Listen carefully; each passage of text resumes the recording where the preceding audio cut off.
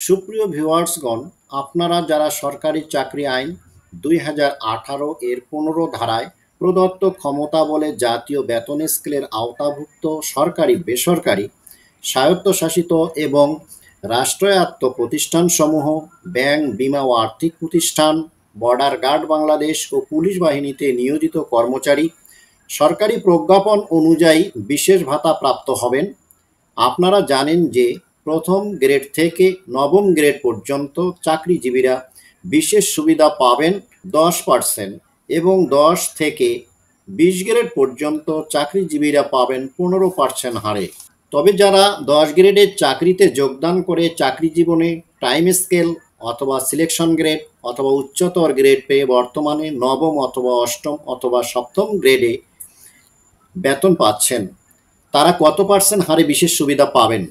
তাদের এই বিশেষ সুবিধা প্রাপ্তি পরিষ্কারভাবে নির্ধারণের জন্য ৩০/৭/২০২৫ তারিখে অর্থ মন্ত্রণালয় একটি প্রজ্ঞাপন জারি করেছে। প্রজ্ঞাপনটি দেখার জন্য আপনারা আপনাদের ডিভাইস থেকে আপনারা যে কোনো ব্রাউজার ব্যবহার করতে পারবেন। আমি এখানে গুগল ক্রোম ব্যবহার করে দেখাচ্ছি। গুগল ক্রোমে প্রবেশ করার পর আপনারা এখানে লিখবেন mof.gov.bd, লিখে আপনারা ইন্টার প্রেস করবেন কিংবা সার্চ করবেন।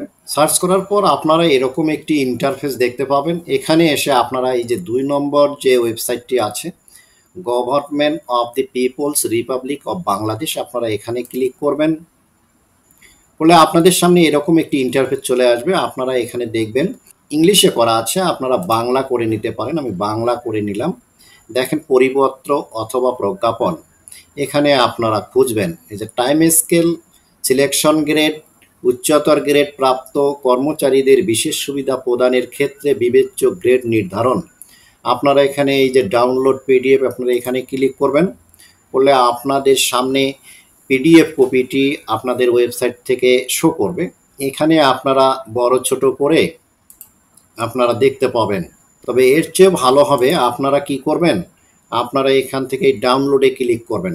কোথায় রাখবেন, আপনারা এখানে সরাসরি সেভে দেবেন। দেওয়ার পরে দেখেন এখানে ডাউনলোড হয়েছে। ডাউনলোডের অংশ থেকে আমি একটু বড় করে দেখাবো। এই দেখেন প্রজ্ঞাপনটি প্রকাশিত হয়েছে এখানে ৩০/৭/২০২৫ খ্রিস্টাব্দ। এখানে বিষয়টি উল্লেখ করা আছে টাইম স্কেল অথবা সিলেকশন গ্রেড অথবা উচ্চতর গ্রেড প্রাপ্ত কর্মচারীদের বিশেষ সুবিধা প্রদানের ক্ষেত্রে বিবেচ্য গ্রেড নির্ধারণ। নির্দেশক্রমে জানানো যাচ্ছে যে অর্থ বিভাগের ৩/৬/২০২৫ তারিখের ১৪৭ ও ২৩/৬/২০২৫ তারিখের ১৬৫ নং প্রজ্ঞাপন মূলে জারিকৃত বিশেষ সুবিধা প্রদানের ক্ষেত্রে গ্রেড বলতে টাইম স্কেল, সিলেকশন গ্রেড, উচ্চতর গ্রেড, প্রাপ্তিজনিত স্কেল গ্রেডের পরিবর্তে সংশ্লিষ্ট পদের জন্য প্রযোজ্য সাবস্ট্যান্টিভ গ্রেড বুঝাবে।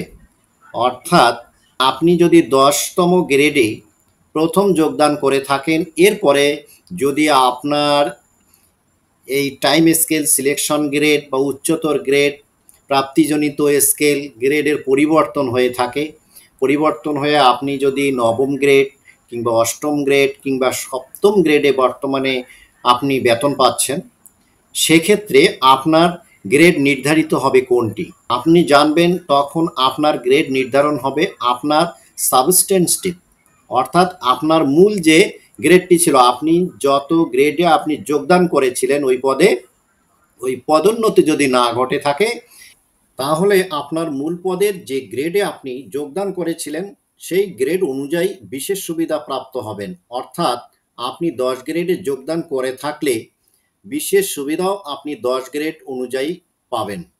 এখানে এই প্রজ্ঞাপনের মাধ্যমে তা সুস্পষ্ট হয়েছে।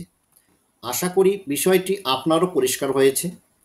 এরপরও কোনো জিজ্ঞাসা থাকলে আপনি কমেন্টস করতে পারেন।